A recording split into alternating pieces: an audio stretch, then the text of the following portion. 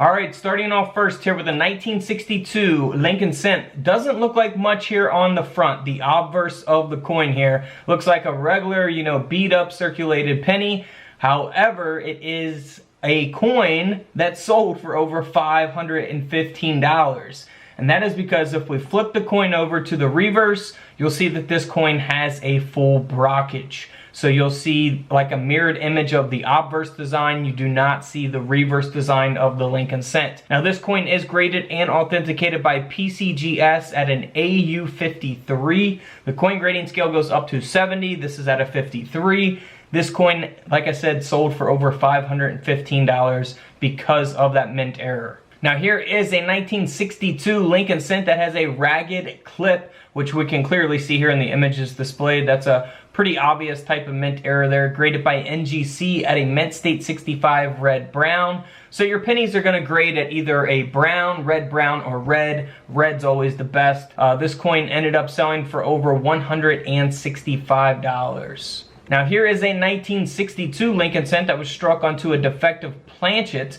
You'll see that there at the bottom of the coin here, graded at a mint state 65 by NGC, and this penny ended up selling for a little over $50. So, not too much money, after you pay to have it graded, you're not really making anything on this. But let's move on here to a 1962 D mint mark Lincoln cent that is graded by Annex at a mint state 63 red brown. This coin has a die break, which you'll see there at the bottom of the coin. You'll see that extra metal. We also refer to these as cuds, C-U-D, cud. And, on the opposite side of the coin, it typically is faded out on the opposite side of that cud or that die break. These can be much larger, they can be smaller. You can look for them on all kinds of different coins, quarters, nickels, dimes, not just pennies. This coin ended up selling for over $75. Here is a 1962 Lincoln cent that has been struck through a capped die. So you'll see that there on the obverse of the coin. You can look for these on other coins as well. I've found one of these in a roll from 1982 actually. Mine wasn't as extreme as this, and it wasn't as nice as this. This coin is graded at a mint state 66 red by NGC, and this coin sold for around $300. Here's a 1962 no mint mark. This coin here has been struck off center with a ragged clip, so you'll have two different things going on here with this coin. Pretty obvious type of mint error again here. This coin sold for over $135. Now here's a 1962 D mint mark Lincoln cent that has an indent here on the obverse of the coin. You can clearly see that there in the image displayed on the left side of the penny. This coin ended up selling for a little over $55. Now here's the 1962 D mint mark that was struck 35% off center onto a split planchet.